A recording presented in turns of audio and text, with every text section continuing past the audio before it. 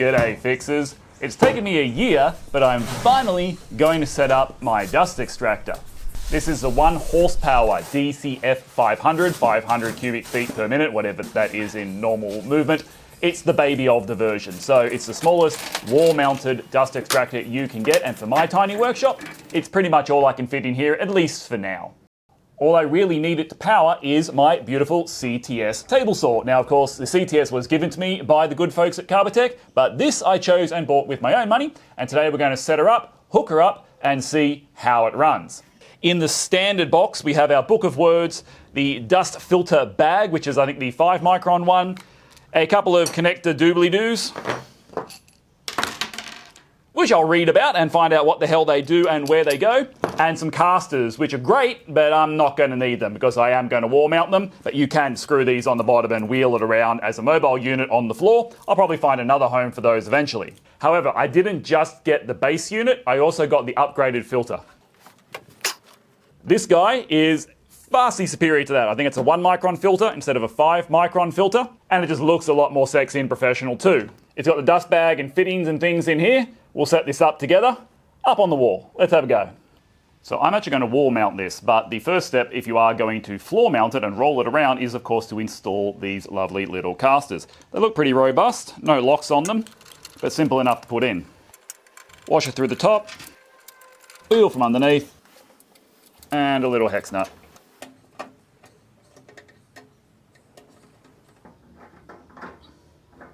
There we go. 4 of those swivel casters, and you should be rolling around quite smoothly. But for me, I'm going to take that straight off again. Next up was this handle, and I'd like to stress that this is not designed to be a lifting point for the machine. You'll see the flex and wobble that it puts into the main body. This is designed to roll the machine around on its casters when you're using it as a floor-mounted unit. If you tried to pick it up one-handed using this handle, you'd probably do some damage to the body of the machine. So I'm first going to set up the machine in its standard configuration with the 5 micron dust bag, just so if that's how you've bought it, you can see how it's done. The instructions are generally pretty good, but the practical nature of this is getting these nuts tightened is rather challenging. It's a bit tricky to find your angles to get a socket in there to tighten these things up. A set of small wrenches would probably work better. This is a 4-inch or 100mm connection system, so all the ducting is going to have to be that same size, and it all uses these pipe clamps to get things going.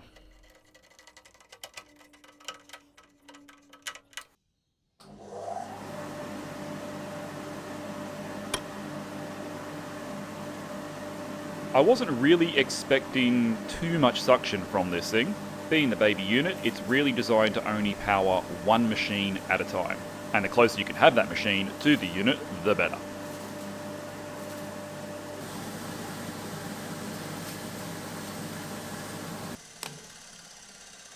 I decided to do a quick sound check on it. And it looks like it's about the same, maybe even a tiny bit quieter than the Ryobi shop vac. That's good. But this was not. Now, it is a dust extractor. It is meant to suck up dust. The good folks over at Carbatec told me that this is a safety device when I asked them about the shavings getting caught. It's to stop people from putting their hand into the impeller and is a very important thing to not tamper with on your machine. So don't get any ideas at all of getting your Dremel or other cutting tool and simply removing that honeycomb in order not to clog the damn thing up every time you suck up something larger than about a square centimeter. Definitely do not do that as an improvement to the efficiency of this thing. Safety first. Or just, don't put your hand in a moving impeller. That could work too. Now we've got the safety police off our back, I scored and found a piece of plywood that was exactly the right size to wall mount this dust unit as I have always intended to do. Cleared away the bed slats, and this is where I ran into a slight issue with the instructions, the only one I came across.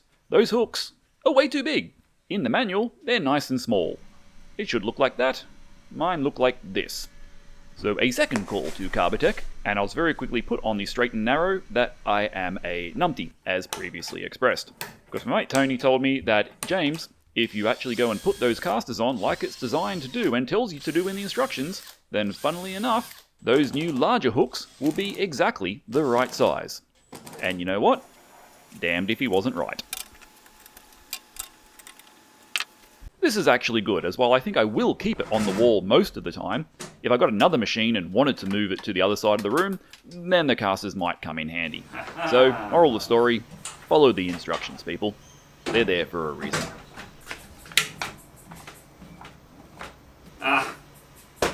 Beautiful.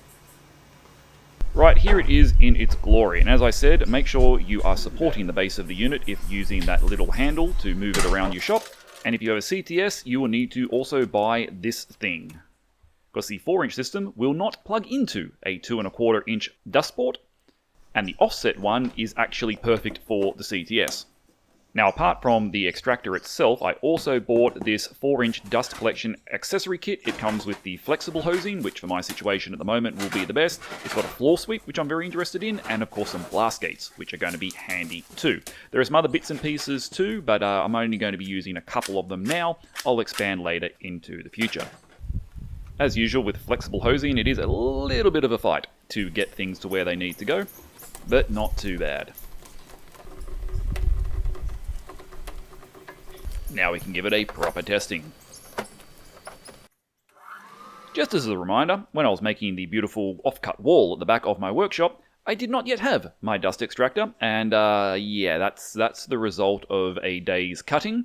Just a slight little mess there that yeah, needed to be cleaned up afterwards. Hence the reason why we have dust extraction, people. First test, and I think that's a 45mm thick bed slat. Cut on the 45, so a nice deep cut, generating lots of sawdust, and we'll see how we go. Now obviously my little job site saw here doesn't have an overhead extractor, and trimming right on the edge can make a bit of a mess too, but my main goal is to get rid of the vast majority of the dust, which is going to spit out down the bottom.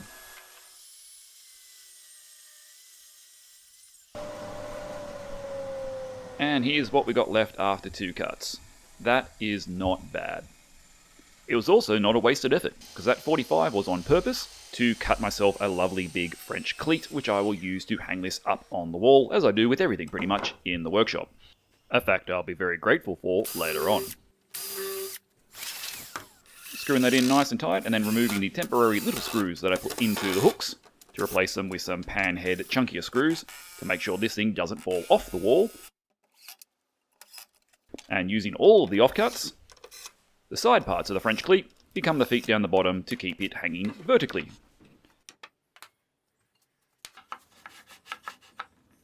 Quick cleanup with Kevin the sander. And we chamfer all the things because why the hell not, even though this will be high up on the wall.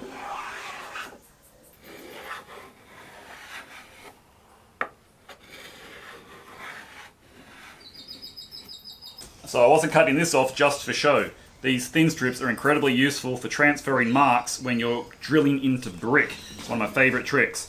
So effectively, I've just continued these holes through into this piece of scrap and pop some blue tack on the back. Now I can stick that on the wall, and when I drill through, that hole is the exact diameter of the bit on the SDS rotary, and the plugs will all be in exactly the right spot. Just use a level to keep it straight.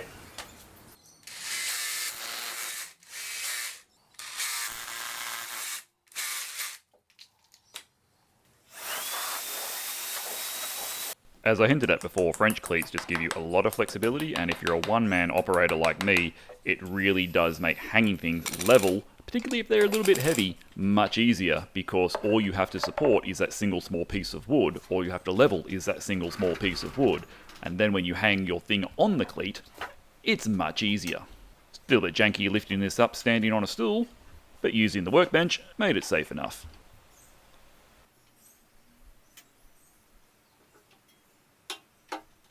Now luckily I'm tall, because that does put the power button pretty high up, and as you can see with the power point, I had planned to do this all along. I've bought these remote controls, but we'll talk about those later at the end of why they're a little bit of an issue. For now, it's time to switch over from the 5 micron bag to the 1 micron pleated filter. This is an upgraded additional cost, but I really think it is worth it. Not only is it safer, but you'll see more reasons later on. The only thing we really have to change over is the gasket. The pleated filter comes with a thicker one, and as you'll notice, there is none of that stupid honeycomb to remove. because I guess the pleated filter is difficult to get your arm through into the impeller. If you manage to do it at this point, you'd be really trying hard for a Darwin Award.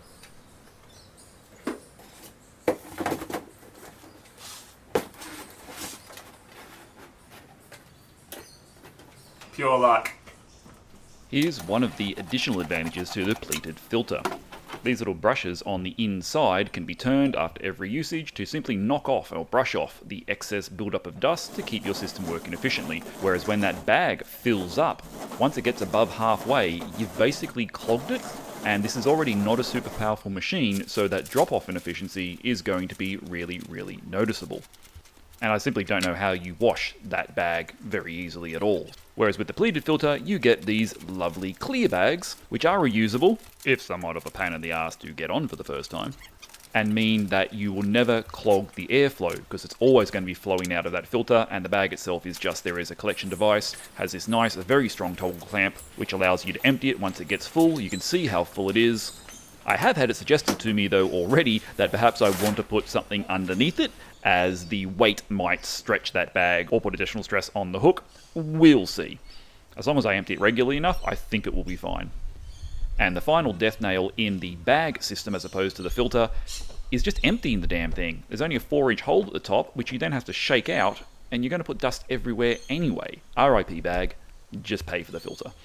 Right, bugger it, I've decided I'm just not happy with it sitting on that side. I want the tube coming down the far side of the cabinet. So we're going to move everything here and shift it this way so that the pipe can go that way. Bear with me. Without doing this step, the pipe would have come down and across the front of the tool cabinet whenever the table saw was in use, and that simply wasn't going to work well. I like a neat workshop, so we're going to take the effort to move the thing. That's all the rubbish out, only took about 10 minutes or so. Underneath here, I've actually screwed in a plate to stop the doors from swinging in and out, because this is just on a hook, so the whole thing will actually lift, but it is incredibly heavy and there'll be a lot of stress. So I'm going to get my father-in-law to help me lift it off, and then we can slide it across this way. Hey, wife, you're right in front of the camera. Oh.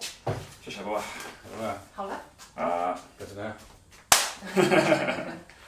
There you go, so now you can see the beauty of French cleats.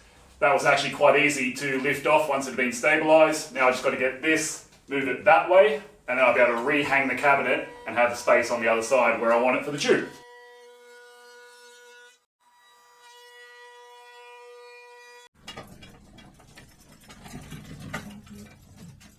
Yeah, using your table saw as a workbench, probably not the best idea. It's tough, you can take it. Dad! Stop.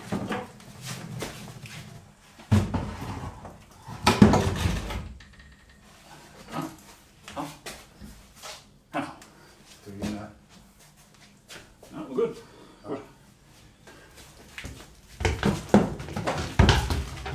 Yeah, that's what we wanted. Yes. Alright, so that's better, but this door is still going to hit the dust extractor, which I didn't expect. Luckily, because it's on a cleat, it can move as well, and that should solve that problem.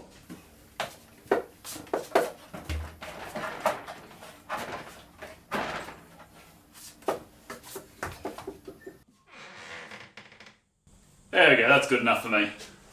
To save me a trip to Hammer Barn to buy some wall brackets to help mount these pipes neatly, I decided to make my own out of scrap plywood, and the biggest hole saw I had, which is very much stressing my tiny little drill press here.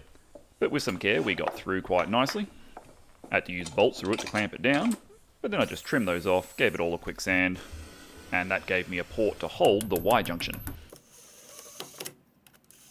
The ducting kit came with two of these quick fit blast gates, and they just slotted straight into the Y-junction, kind of like that. And it was a simple process of cutting through the tube after measuring its length, and my DIY bracket worked really nicely. Could do some tin snips though, those pliers struggle. Good. For the moment, I only want the two ports, one for the floor sweep, which we'll install in a second, and one that will run to the table saw. There are future plans, but these are my current needs. As you see, the blast gates work quite well. That suction is excellent and very easy to switch over. When I get tension on them, they'll move around even less.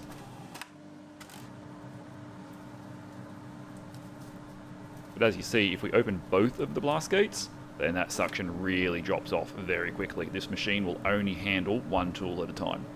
But then again, who has two people in their workshop? It's my happy place. Go away. Get out.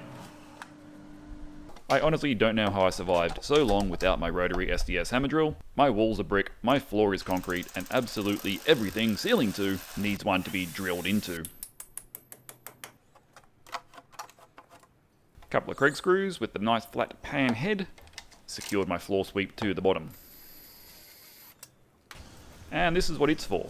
We open up our blast gate, and any of the sawdust generated from activities other than using the table saw can be swept into a nice pile and then pushed in and disappear magically, rather than me just getting the leaf blower and blasting it all out the door and to annoy my neighbours, or more correctly, my car, which is usually parked out the front and gets covered in all the dust. Self-serving.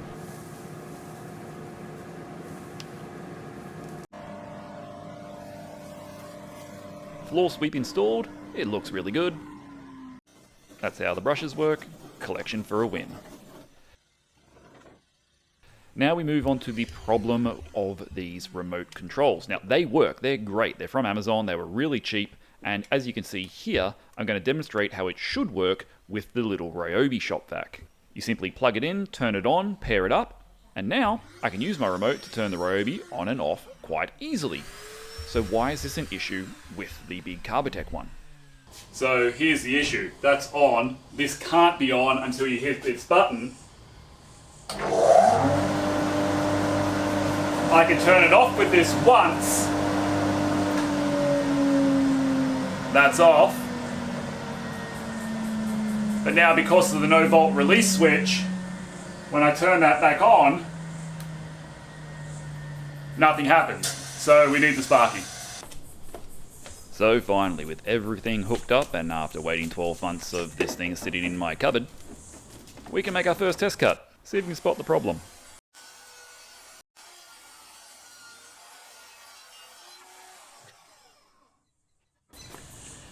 Wouldn't it be a really good idea when you do your first test cut for the dust extractor to turn on the dust extractor? Dickhead. Let's try that again.